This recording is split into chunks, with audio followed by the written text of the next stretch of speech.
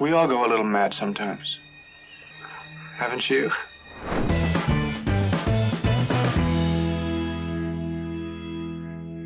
Too late. I think we've both gone absolutely We've lost bonkers. Yeah. We should really be in the madhouse, I think, at this point. Absolutely. 6 weeks of pure Hitchcock. Yep, lots of Hitchcock. We've enjoyed it, but it's time to wrap this up now. Mm-hmm. The finish line is in sight. That's not to say that we haven't got some legendary films still to discuss. Mm-hmm. So, should we pick up from where we left off in the last episode? Yes. By finishing the 3-part biography that we've been putting together of Alfred Hitchcock. Yeah. I thought it would be a good idea to look at the argument of whether Hitchcock was an artist or just an entertainer. And what his legacy is today. Exactly, yeah. There's a definite contrast between how he was seen in the day, at the time, and what he's become known for and known as ever since. Yeah. So I guess as a starting point, it's undeniable, really. You know, we've had so many reviews already so far praising how good he was in general as a filmmaker. And the reason I think his films stand up so well is because they're just so well made, basically. He was a master of his craft. No, but I don't think Absolutely. anybody can deny that. It was second to none, really. But him in particular, because he'd sort of trained a bit as an engineer and a bit as a designer and a bit of everything. Yeah. He was mathematical in the way that he constructed things, Yeah. and in the precision and how concise everything was. All the elements were planned. Every element of it he saw first and knew exactly what he wanted to put down. Yeah. I guess he had the benefit of having worked in silent pictures first as well. Yeah, definitely. Which is why he's got such a strong visual language. Yeah. The basic things, really. Like he would break it down, like what's the action and what's the intention. That would determine really what he showed, when he showed it, how he showed it, and then the way he constructed time and space. Like everything was just perfect, so that the audience would understand everything that was going on, and he could control the emotions of the audience as he goes along as well. And that in itself, the way he did that, gave him his own distinctive style. Absolutely. You can tell a Hitchcock film because of the way he visually tells the story. It's like a signature, isn't it? It's fantastic, really, and that's what made him what we would call an auteur, Yeah. a proper author of his own work. Despite at the time directors weren't given that much status. It was a producer role, really, that would control the film. But he was one of the first that really just took it and ran. His films, and we've mentioned it before, they're not necessarily always very realistic or even very plausible. But he gets away with it because it's bent and twisted in a way that services the effect that he's trying to make. He even said things like he doesn't do well at ordinary, and logic is dull. I find that fascinating. I think through everything that he did, though, he was completely for the audience. 100%. He designed his movies to be shown in a cinema for thousands of seats. You know, as a mass medium, that's what he wanted his films to be made for. And he made his movies with the audience in mind. This is how I want them to feel. This is what I want them to think. This is how they are to see the story. And that in itself, again, was his style. We definitely saw that by the time he was doing Psycho, because he knew already what the audience would be expecting. So he just tore up the rule book and did exactly the opposite. What was interesting about that as well, it sounds so bizarre to hear about it now, but years ago, before Psycho, which was 1960, you could walk into a movie midway, you could just buy a ticket and then go in and watch it from halfway through. But Psycho, he would not allow people to go in once the movie had started. It was at every theatre, the rule was there, and there was like a little Hitchcock, and it had like a sign: you will not be allowed to enter once the film has started. And you had to watch it from beginning to end so that you didn't miss any of the big reveal. And you were warned against spreading spoilers as well. Yeah. And he also bought up all the books in Hollywood so that no one could read the ending. It's fantastic. So there's obviously a really strong argument then for the fact that he actually was an artist, a pioneer, an auteur. So what was going on? The French will tell you he's an auteur, because they were the ones that really looked at film critically, broke it down. They were the ones who really took Hitchcock and said, this guy is incredible. He knew what he was doing. But flashing all the way back to episode 1, we know he went to Europe to train, Yeah. So it's funny that it's come all the way back around, and Hollywood all this time didn't realise the artistry that he was actually putting on screen. Yeah, exactly. In essence, what it was the genres that he was working in weren't taken seriously whatsoever. They weren't considered art. And that's primarily the reason why he didn't have any real notable award success. Yeah. But as we can see from the last 2 episodes and what we're about to do, they were completely wrong. Yeah. I don't think there's any two ways about it. His legacy suggests otherwise, and he's gone down as one of, if not the most famous film director of all time. I mean, look at just in the last couple of years alone, there's been a number of documentaries. One on the shower scene itself, Yeah. and then there's Hitchcock Truffaut, which is based on the meeting between Francois Truffaut and Alfred Hitchcock to discuss his work and his career. Yeah, there's been a number, and then you've got the Hitchcock movies as well have come out. So people are still talking about him, still thinking about him. He's not gone away. No, absolutely not. So yeah, we're going to jump right in. We're going to do it. Yeah, we're going to do it. Here we go. Take a deep breath, everyone. So we're starting today with the legendary Psycho, which turns 60 years old this year. I have the privilege You do. of leading here. If you don't know the story, where have you been? As a brief premise, Marion Crane, played by Janet Leigh, flees from Phoenix, Arizona with $40,000 in cash, which she's effectively stolen from her workplace, in a desperate attempt to buy off her unhappiness and make a new life with her married lover, Sam, who's played by John Gavin. And things aren't going very well, let's say, when at this point she stops at the desolate Bates Motel and meets Norman, played by Anthony Perkins, who's the manager, and also cares for his elderly mother who lives on the big, scary-looking house on the hill next door. Classic That's movie all house. I'm going to say. It's perfect, isn't it? Yeah. It's just sensational.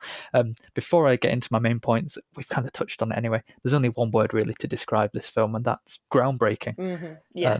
This film shook the world. It was unlike anything he or anyone else had ever made before, so it was a massive risk. Changed the face of the horror genre. 100%, yeah. It made it adult.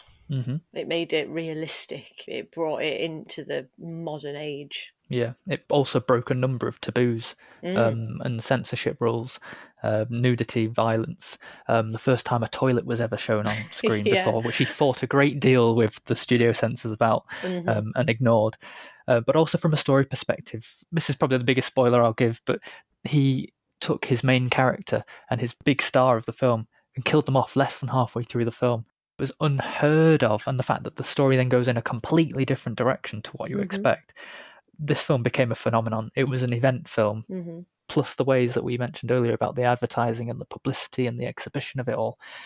Can't speak highly enough. So I got that out of my system. So next point. I want to talk about the first act of the film, really, the suspense and the way that this chain of cause and effect, triggered by one very bad decision by Marion that effectively ruins her life, how it gathers momentum and snowballs. It's a bit like a slippery slope, except Marion has just stepped off a cliff completely and she's just plummeting. So I like to talk about things like the money and the way that the money, it's got a presence. Yeah. It's a temptation to her. First she hears about it, then she obtains it, then it's sat on her bed while she's thinking about it, then it's in her bag in the car on the car seat. It completely drives that first part of 100%. the film, completely drives that narrative. And it quickly actually becomes a burden. Our attention is drawn to it, always hanging over Marion. So I like that. It's an inanimate object that's given presence. Yeah. And from there, it's the slip-ups. All the times that Marion accidentally draws attention to herself. Her boss sees her at the traffic lights as she's driving out of town. She's stopped by the police, who then find out her name. They know her she car. does not handle that well whatsoever. No. It's like, you need to calm because you're literally like making them suspect you. She could very easily just turn back round and it would all be fine, but she can't. I think that's it. She can't. She's felt trapped in her life, and this is the one chance she's got. Then, on top of that, when she's driving away after the whole police shenanigans, It's the thoughts in her head that we hear, not necessarily things that are actually happening back at home. No, she's just imagining what will be happening. Yeah, it's Yeah. very clever. What her boss will say, what the police will say, what her sister will say. It's fantastic. And the rain starts coming down and the wipers start, it's like a metronome, and you can feel your heart racing as she's thinking about these things. Mm-hmm. I will note, not the first time she's going to get caught in a shower. Yeah, but like almost every other Hitchcock film, it's in two halves, and obviously once she's out of the picture, the perspective shifts, and the role of slippery slope dweller actually transfers to Norman, who is my second point. I love Norman Bates. I think he's one of the best characters ever. Like, I adore him. He is very well done. But he's a bit of a mystery, really, because he's got two sides to his personality, really. There's a very sweet side to him, where he's kind, helpful, polite, handsome, let's not deny it, if a little nervous, but he's endearing and he's innocent. You know, he's childlike. He won't even say the word bathroom to a lady. He's adorable. But he's burdened by his mother, who's ill, and the motel's a struggling business. So, not unlike Marion, he's trapped in his circumstances. So, we care and sympathise with him just as much as we can with her. But he also has this other side, some more curious and questionable qualities and phrases that he uses that just feel a little bit off, especially when he's talking about his mother. The iconic line is, "A boy's best friend is his mother." No, it's not. Well, yeah. He says we all go a little mad sometimes, and there's times where his entire physicality shifts. He goes from being that nervous, jittery, chatty young man and becomes a very still and cold and wide-eyed, staring person. Especially when Marion mentions putting his mother in an institution, and he's like, a madhouse, and you can just see it. There's a shift in him. So I think that's very, very interesting. He also has a peephole and he likes taxidermy, but that seems relatively harmless. So yeah, he becomes the slippery slope dweller after he has to clean up a bit after his mother. So yeah, interesting. The next point, you can't ignore it, and it was the first point I made over in Vertigo at the beginning of the series. It's Bernard Herrmann and the music. Yeah. It's possibly one of my favourite film soundtracks of all time. It's unusual because it's not necessarily a nice sound to listen to. No, it's not. But this one was extremely distinctive. It was one that people remembered, and it's still thought of now. It really, really hit the mark. Yeah, it definitely served a purpose within the narrative. Yeah. But yeah, it is unusual because there's very little melody going on or even harmony. It's quite atonal, and it induces panic and desperation, and it's erratic. It jumps up and down, and the tempo, it's always, you know, it keeps going. So it's not necessarily pleasant. It's quite stressful. The whole atmosphere and our emotional response to the film is driven by the music. It's the thing that pushes us down the slippery slope with the characters. What I like about this as well is it settles cleverly into a handful of musical cues that recur. Yeah. Depending on what type of action you're watching. So every time she turns on the car engine, do do boom do do do do, and you're off. Yeah. I love it. And then obviously the most famous one is the shower scene cue. Yeah. You know, it needs no introduction really. And this is where I'd just like to slightly shift into my last point, which is overall the shower scene. So I'll start with the music. What's interesting about this is that the rest of the music in the film guides us and tells us what to think and what to feel. In this scene, bit my tongue. There's no lead up. It's completely silent. There's nothing like in the background going, do, you know, getting us ready. Which is eerie in itself. Yeah, actually, in a way, yeah, it's funny you say that. The silence is music as well, in a way. Yeah, exactly. But yeah, it doesn't really prepare us for the onslaught that's coming. And to be fair, this is the start of Hitchcock betraying our trust as an audience. So why would he? He didn't want music originally in the scene, so it's all the more significant that it's entered the cultural consciousness. Even if you've never seen the film, you know that scene and you know that music. We've all jabbed a pretend knife and gone, yeah. We've all. It's the quintessential sound of terror. It's the string equivalent of being stabbed, and automatically provokes a physical reaction from us because it's so high pitched and unpleasant to listen to. Yeah. That it's automatically perfect for the scene. So, in terms of the actual shower scene itself and how it was shot, considering it's so short and it's set in a bath, It's so complex that it's got its own documentary, as you said earlier. It took 7 days to film. And most impressively, I think this was funny to learn, Paramount offered Hitchcock a rubber torso that would spurt blood if you stabbed it. And he said, "Oh, it was wonderful. I didn't use it at all. Oh no, the knife never touches the body." And it's just genius. Like, he was like, "No, we're cleverer than this." It's funny because the scene is a masterclass in filmmaking, but he also breaks every rule of filmmaking at the same time, which makes you sort of go, well, there's no rules. There's no rules to filmmaking. So the cinematography, he deliberately left in blurred shots. He shot from 360 degrees, so it was just purely disorientating. He used negative space, extreme close-ups of tiny fragments of bits of body or bits of motion. Editing, he did jump cuts. The shots last for fragments of a second. There's 78 shots and 52 cuts in just this one sequence. Even down to the sounds, rather than getting a Hollywood-produced sound of stabbing, they recorded the sound of melons and steak getting stabbed. It's brilliant. It gives the impression of a woman being murdered in a shower, yet you never see a knife hitting flesh. You never see nudity. And just to round it back off to how we've started the episode, actually, to study Hitchcock is to study cinema. And that one example, that one scene, just goes to show what cinema can do and the magic of it.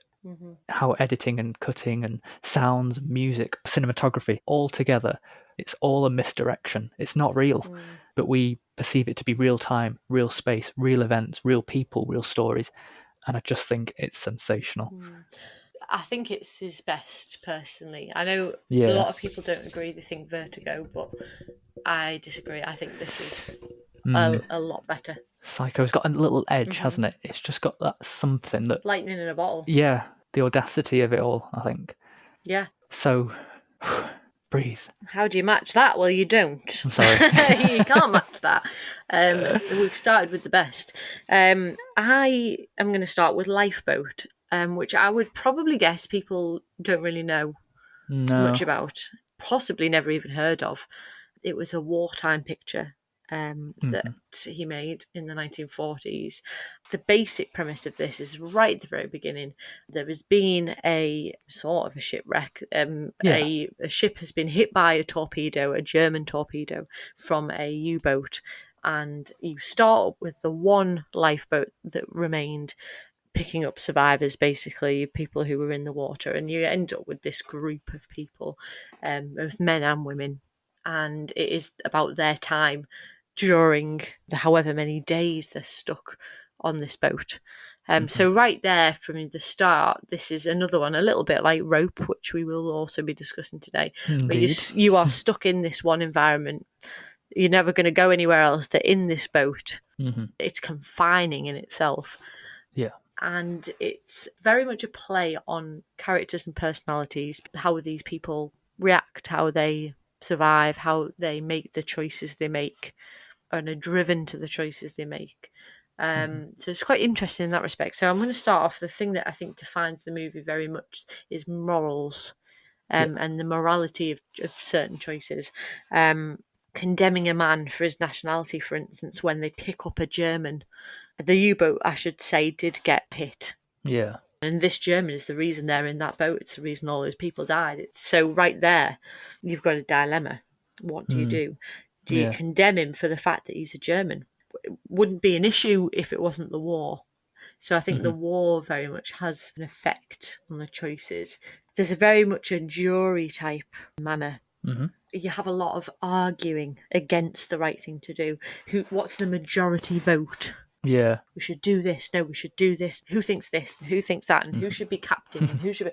There's a lot of that kind of court-like manner of trying to find the best thing to do.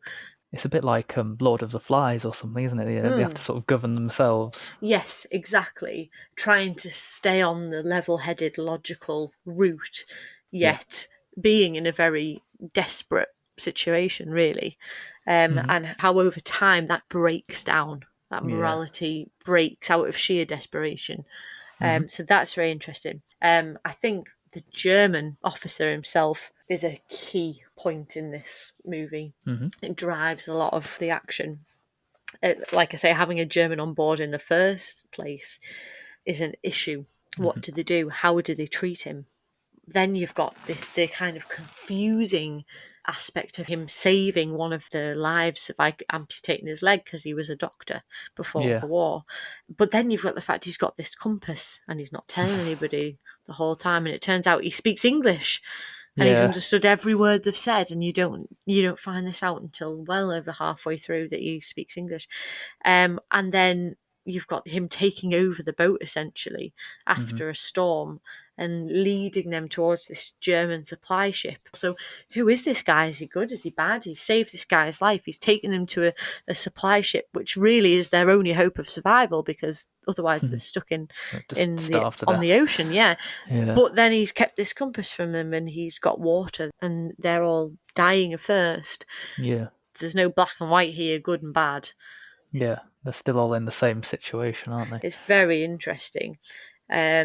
It's quite shocking, really, in a sense, what does happen to him. He lets a character go overboard and does nothing to save him. In fact, he pushes him overboard. A gentle push. Gentle push. And when he admits what he's done, the rest they beat him and throw him overboard. And they don't just do that; they make sure he's drowned, like hitting him down, make sure he's gone. But then condemn themselves to death because he was the one keeping them moving, keeping them going, getting them forward. So that makes their state even more desperate. And they even say, we let him do our thinking for us.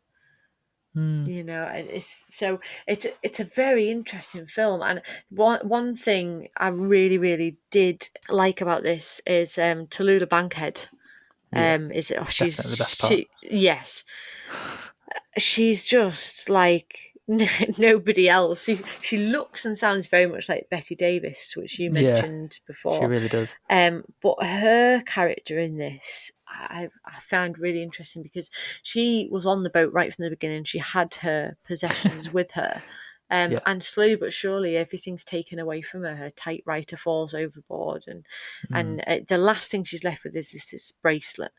It's her sign of wealth. It's from her marriage. It's got her where she is. And it's something that she states she'll never let go. But then right towards the end, she gives it up. They're going to use it to get food. And it just shows how the character arc of these people, they've gone from one state to a complete opposite of what they were at the beginning, and how this experience has probably changed them for good. In her case, you can see the class breakdown as well, because she was so much higher class than a lot of the other people who were in that boat, absolutely. but she has to become one of them in order to make things work. I suppose. It's a really interesting film to watch for character development.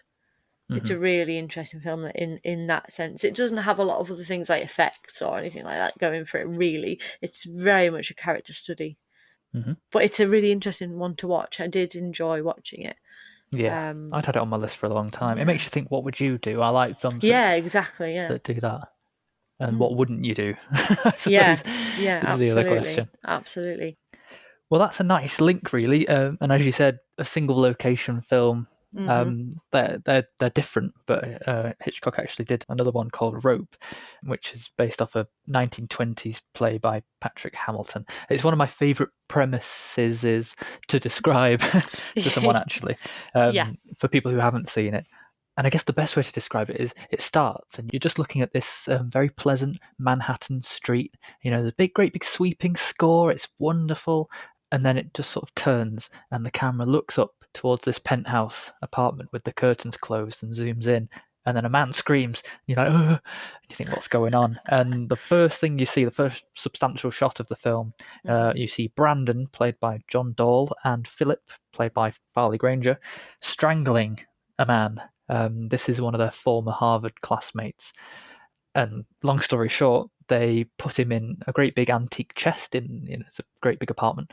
And they've planned a party where they're going to invite the victim's friends and family, his parents, his girlfriend, his other friends, and their former prep school housemaster, Rupert, played by James Stewart.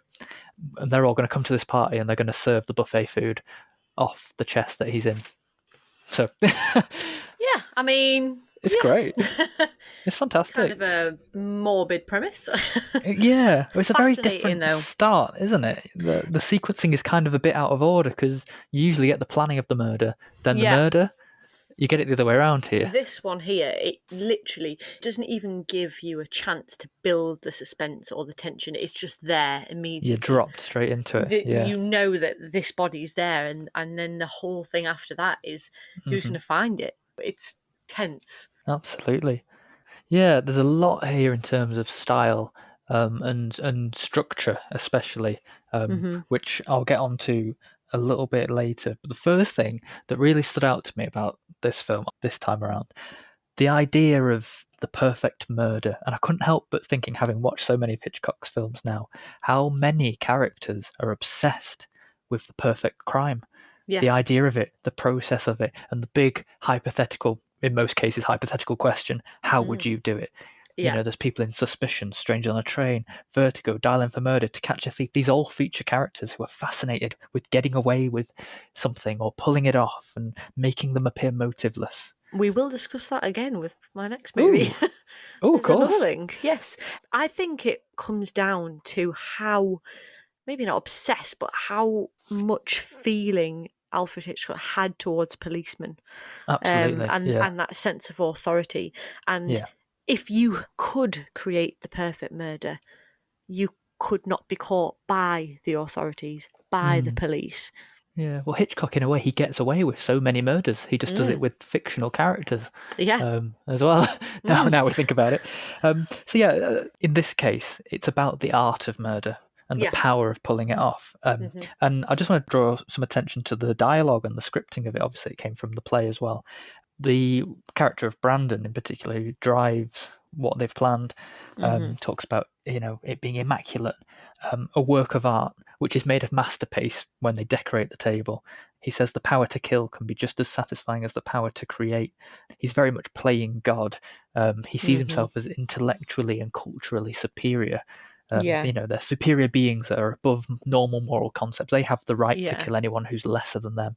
It's a very it's a psychotic mindset to have. Yeah, it's dark. It's dark. And John Dahl is absolutely, I mean, he's the standout in this. He is so superb. The performance is brilliant. He is the first thing I think of when I think of Rope. It's very confident and very creepy at the same time, and he scoffs at everyone else who is weak and ordinary.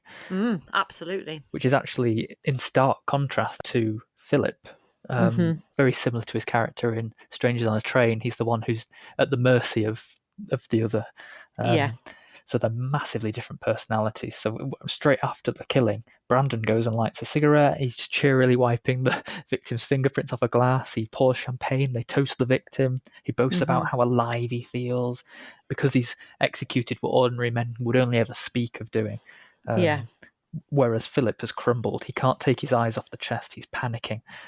Every little piece that looks out of place that would give them away, he's absolutely mortified about it all. And they haven't properly prepared their cover story when the guests arrive. But this is where Brandon's power really comes into play. He's pulling the strings. He's the puppet master of the whole event. And he continues to have his fun and his excitement. And he plays it like a game. It's not enough for him just to kill someone. He has to make a spectacle out of it. So he doesn't lock the chest. He brings up murder-related words and anecdotes at the party, but he loves the danger of it all. And not least because he's invited Rupert over, in essence, the one person most likely to suspect anything's going on. I like that interplay with them. It's like a triangle in the end between the three of them.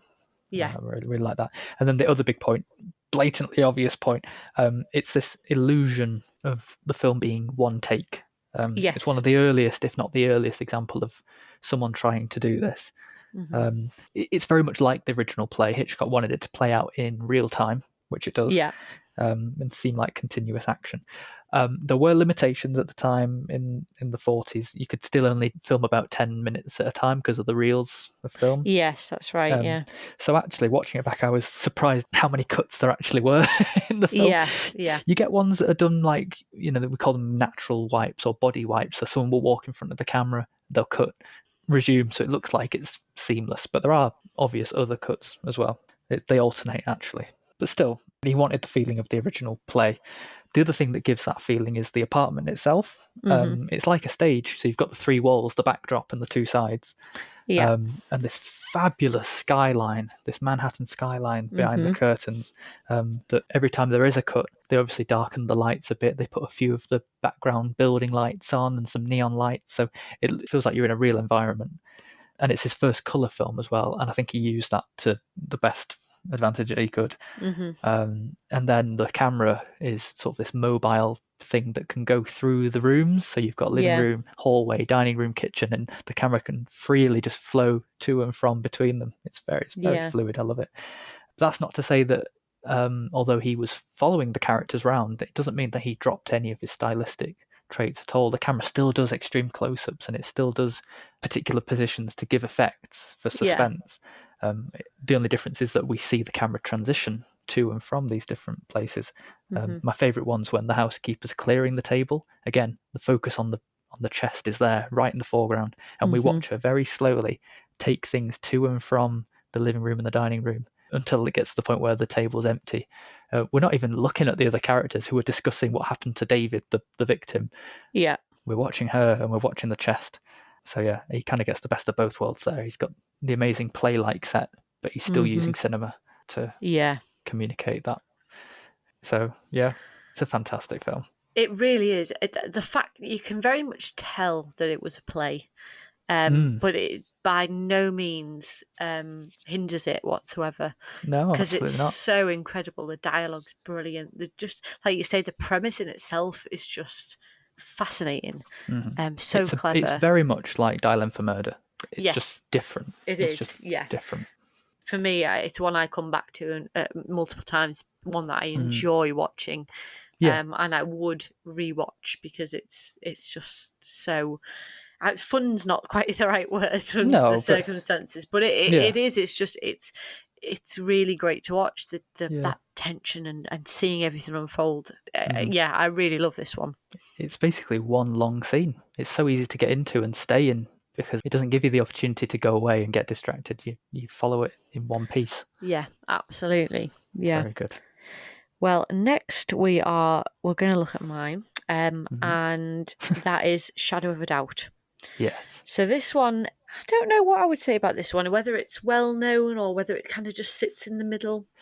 I think it doesn't help that the name is one of those that blends in. It's a bit like Strangers on a Train. It's a bit like Suspicion and Saboteur. Shadow of a Doubt. Shadow of a Doubt. all the S's. So the premise of this is it's starting off with this guy. Something's gone on, a bit shady. He's being chased by people for something, and he decides to go home to this middle-class suburban house where his sister lives with her husband and kids. And there is apparently this bond between the eldest child, Charlie, and her uncle, Charlie, as the guy's called Charlie as well, which is quite confusing when I've been making notes for this. Charlie 1 and Charlie 2. So from the beginning, it's quite ominous, really. The thing that stands out the most right from the very beginning is the score. Really ominous feeling score. It's almost blaring. It's very loud, and it's kind of different to what he's done before because his score tends to match the moments. What's going on screen. This one, it's very much the opposite.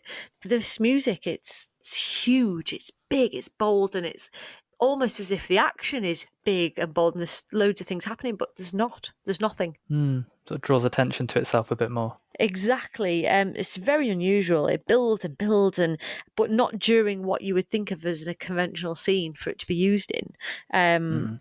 It seems to build until you're sure something's going to happen, but then it doesn't. And it seems as if the score's based more on the feelings and the emotions of the characters rather than the actions. Yeah. So it's more how the characters are feeling, what they're discovering, that kind of thing. And that's when the score is huge and big and loud. So that in itself was very standout. It was a highlight from the very beginning for me because you're watching it, you're thinking, it's a bit odd, this. And it kind of puts you on the back foot as well because you're not quite entirely certain of where it's going.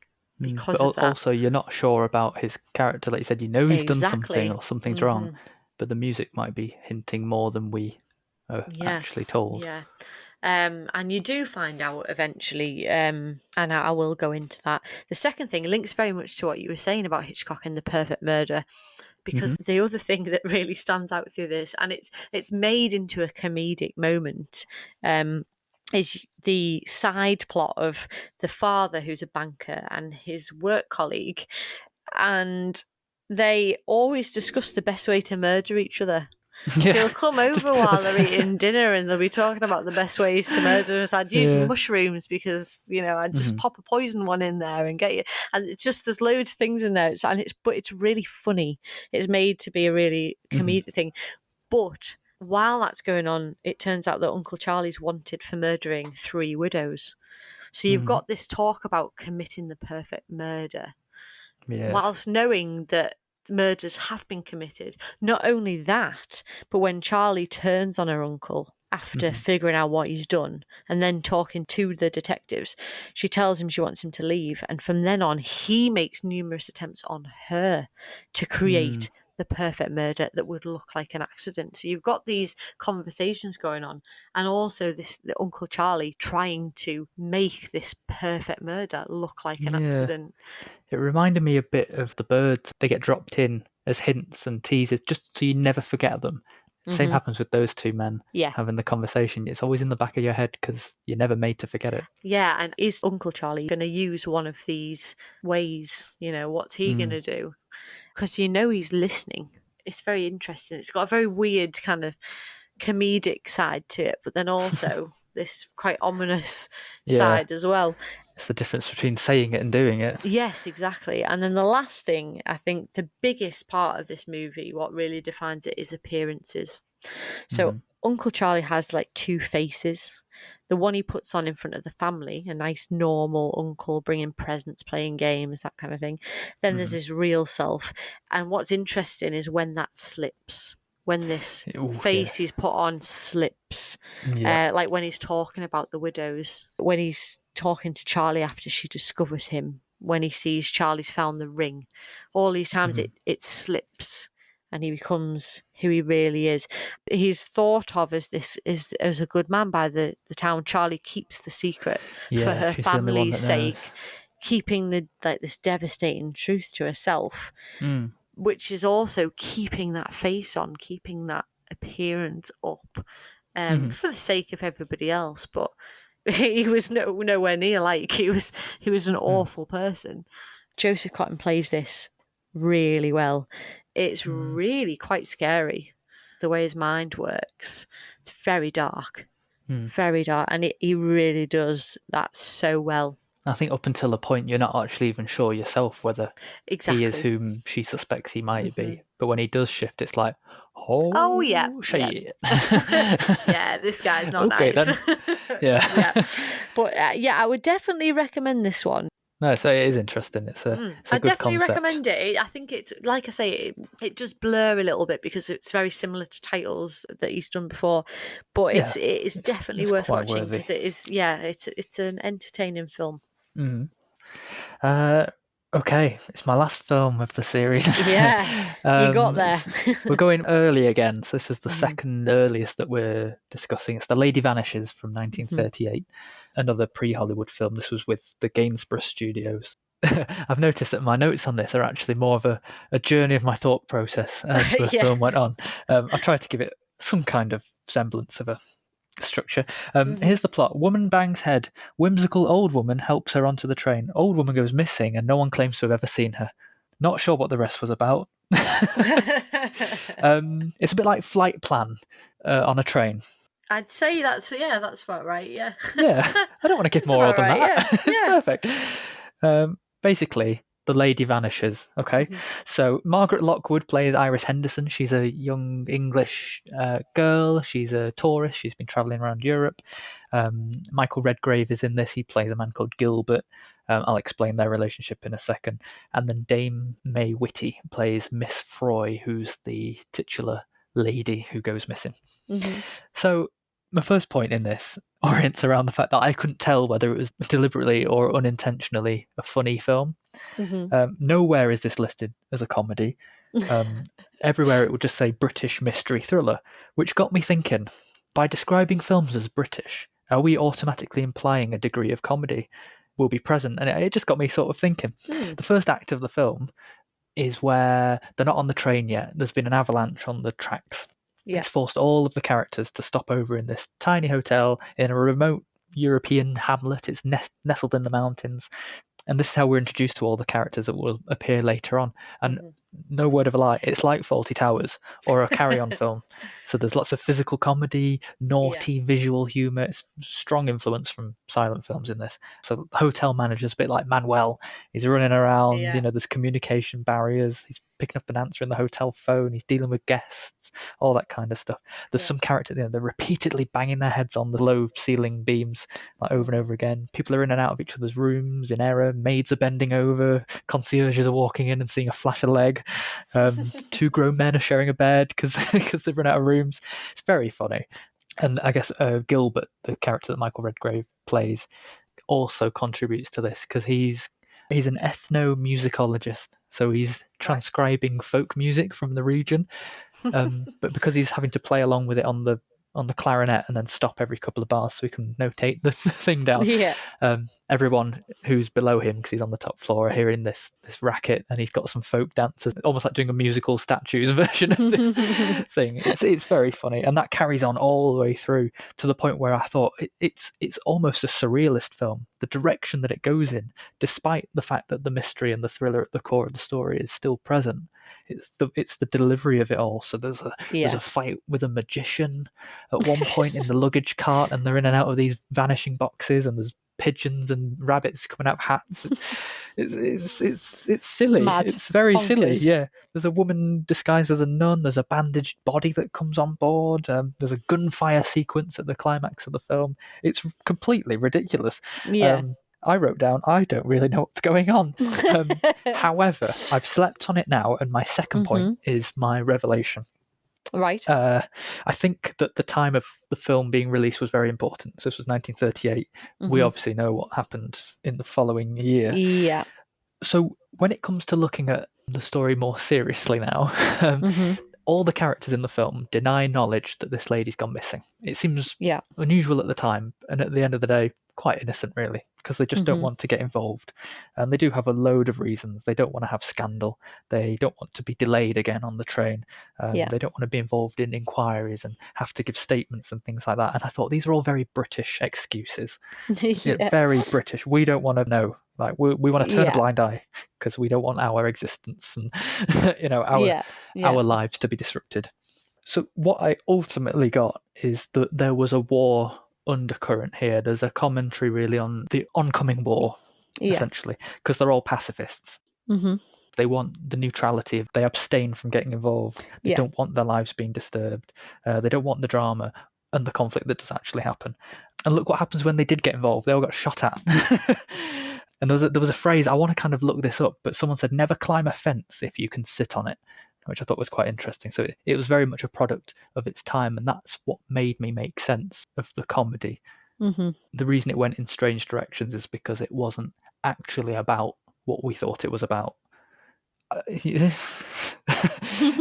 the last Hitchcock I'm talking about, so I'll just end on saying I think it's fitting that I saw elements of so many other of his films in this: spies, doubt, suspicion, the perfect crime, comedy and action like the 39 Steps, people who are bystanders to another crime or caught up in a crime.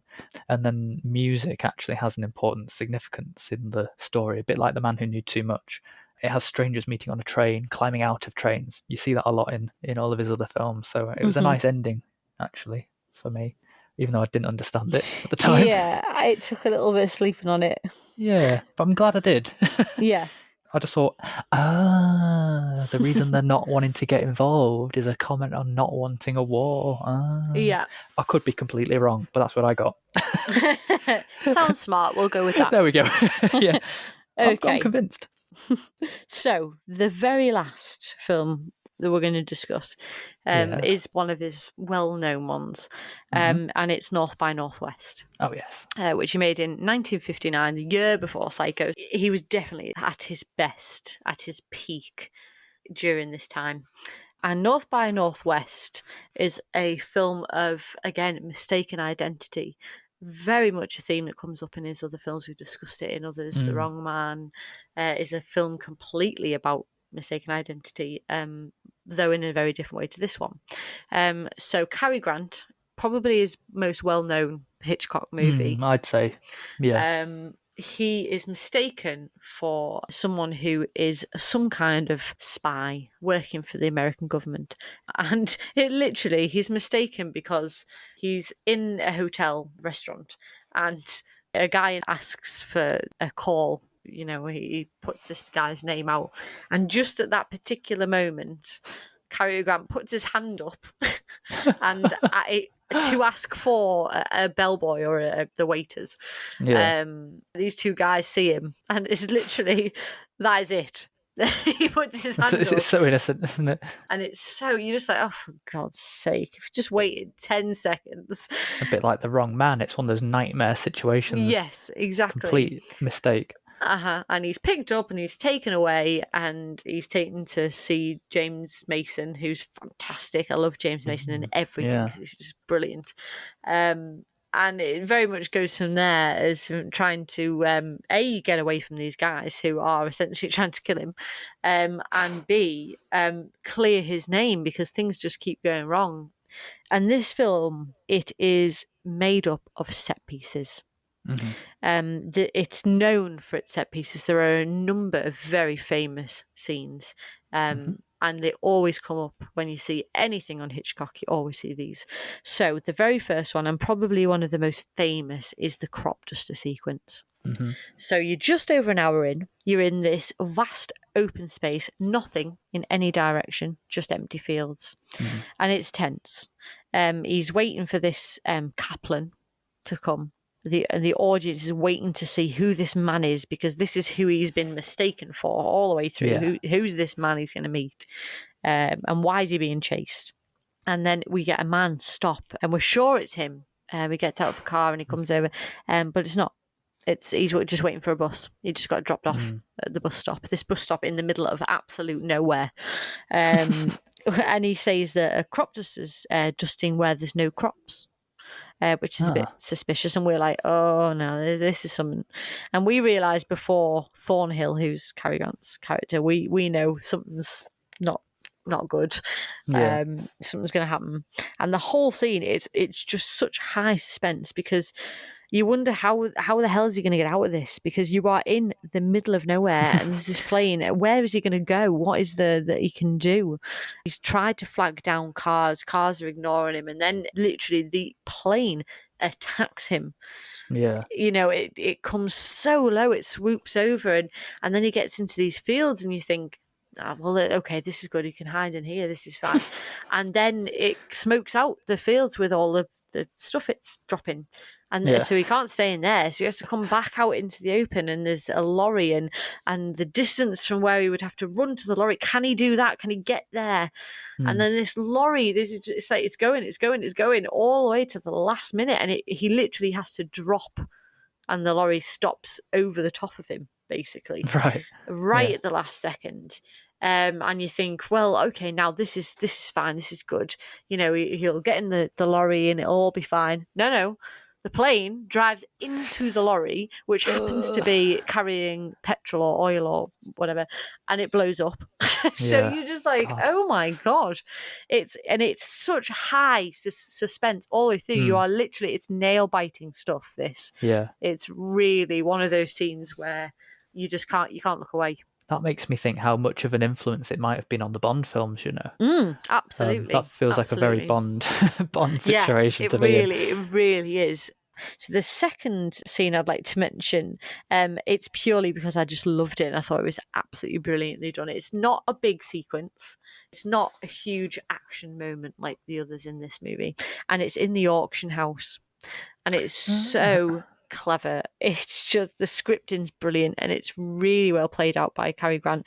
He's, for some stupid reason, and I'll never know why, Thornhill goes to the auction house knowing that these guys are going to be there, and then doesn't have a way to get himself out. So he's just gone there. So he's stuck in this auction house with these guys. He can't get away because the henchmen are there, and so he can't leave. So how the hell is he going to get out? And his way of doing this is by acting like a complete and utter bonkers person and ruin the auction by shouting out like random prices and to the point where they call the police, and the police come and take him away. It's so cleverly done.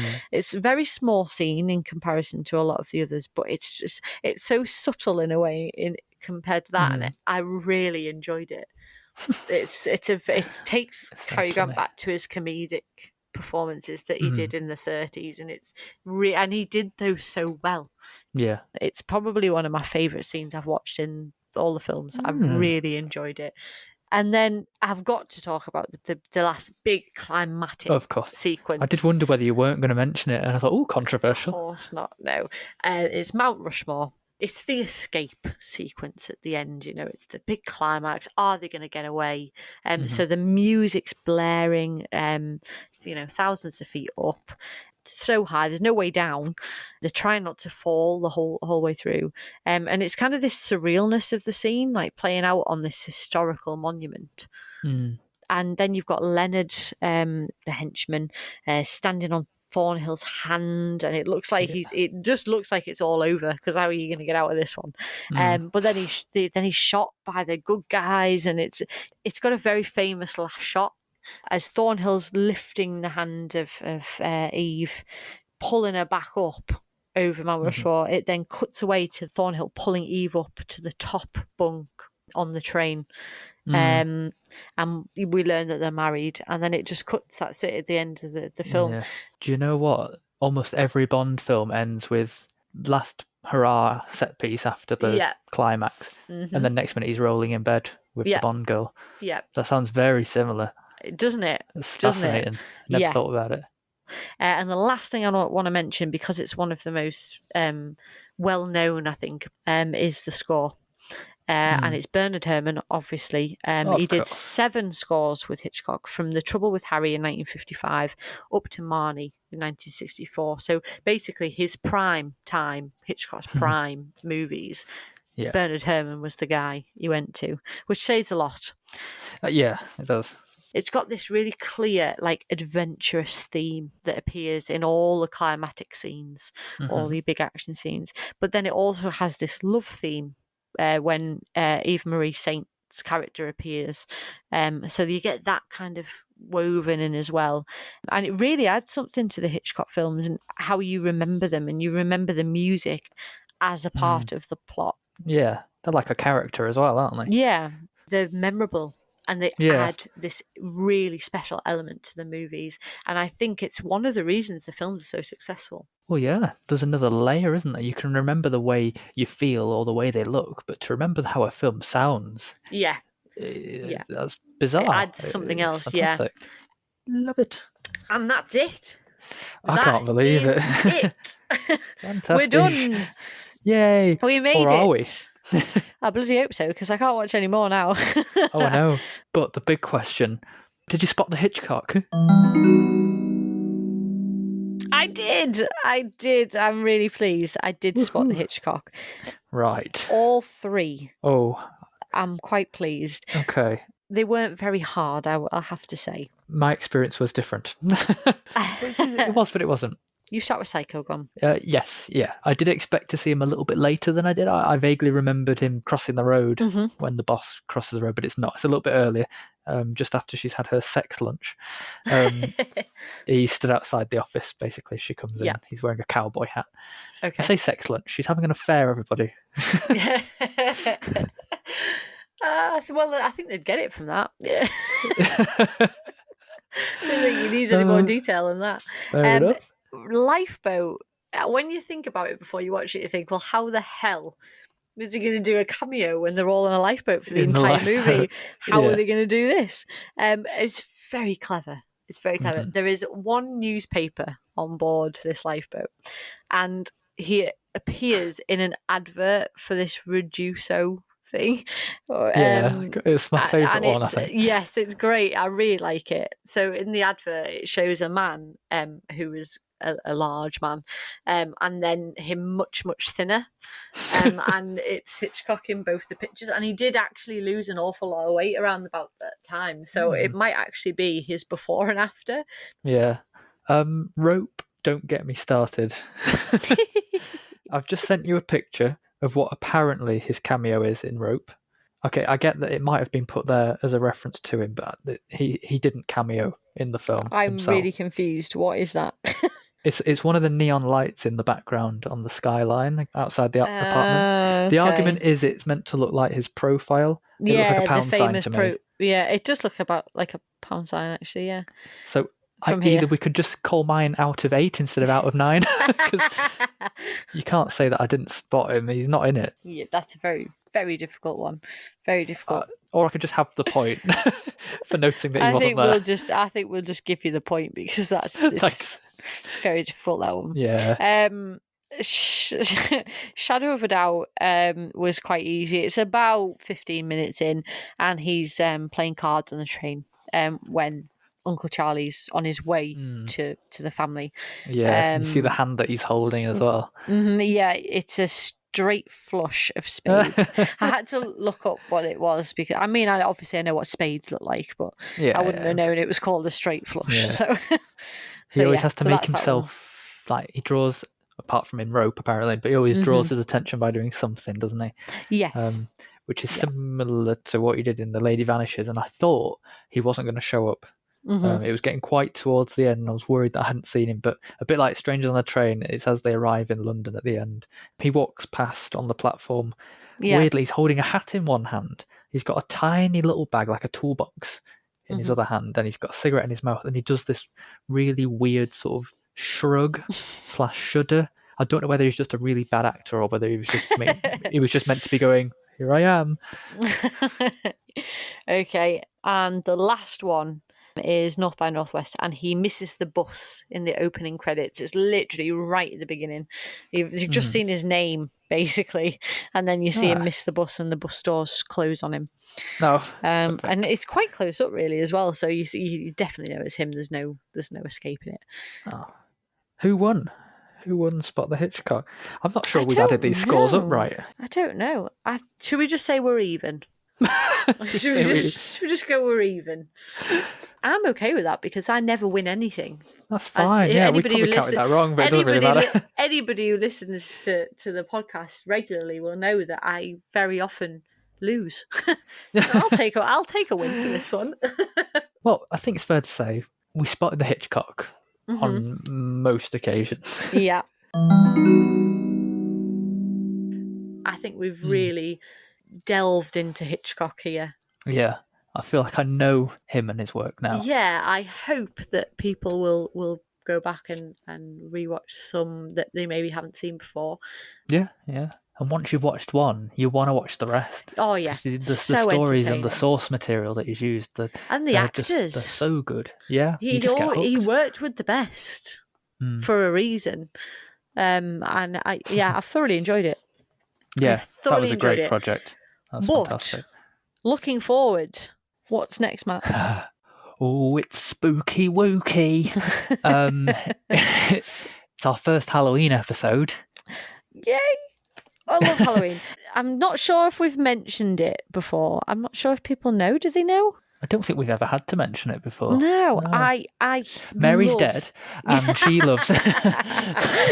I absolutely love anything Halloween. I mean, I'm big on Christmas, but right underneath that is Halloween. I love anything gothic, spooky, that like aesthetic look. I am hooked. I am down for this. Yeah, absolutely. On the other side, hello. You're not really a horror buff. We can definitely say that, can't we? No, there's a handful that I absolutely love. but only because they're sort of not your generic cliched type. I really like it when the concept's nailed. It's something new, it's something different, or it's classic enough that no one's wanted to repeat it. You're definitely coming to it from a first-time watcher Yes. point of view on a lot of these. So this is going to be really interesting to see what you think. So we don't have any specific plans yet, so we can't tell you exactly what we're going to be doing. Be a surprise because I've not watched them yet. Yeah, I'm doing a lot of rewatches because I always watch my favourites around about Halloween.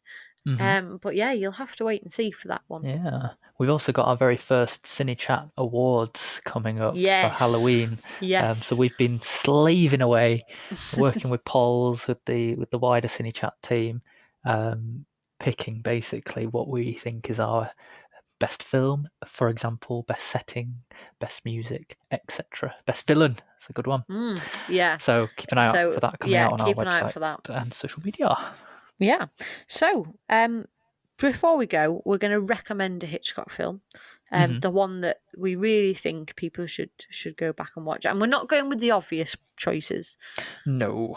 So you should already know to watch those ones. Yeah, of course. So I'm going to nip in first, and I'm going to recommend Strangers on a Train. Because I really do feel that this is a hugely entertaining, fun Hitchcock movie. Great performances as well. Brilliant premise for a movie. Very Agatha Christie sort. It's the kind of thing I would imagine she would write. So yeah, I'm going to go with that one. Really, really well done. I'm going to go for the 39 Steps. A bit like Strangers on the Train, I think it's a really good entry point if you're new to Hitchcock kind of things, because it does have the fun element of it. It's a very comedic, action-packed film. It's also a good introduction if you're not very familiar with older films as well. This is from 1935, and it doesn't feel like it in the slightest. And then you've got all the fun of spies, mysteries, thrillers, assassins, political conspiracies. It's got it all. It's a lot of fun. Proper British humour. entertainment. Yeah, highly recommend it.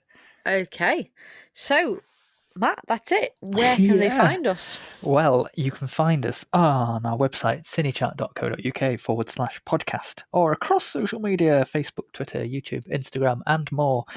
Just search CineChat Podcast. Or you can email us at podcast@cinechat.co.uk. You can indeed. Well, there's a chill in the air. The birds are closing in. Halloween is coming. Yeah, we'll see you for Halloween. It's bye from me. Sleep tight.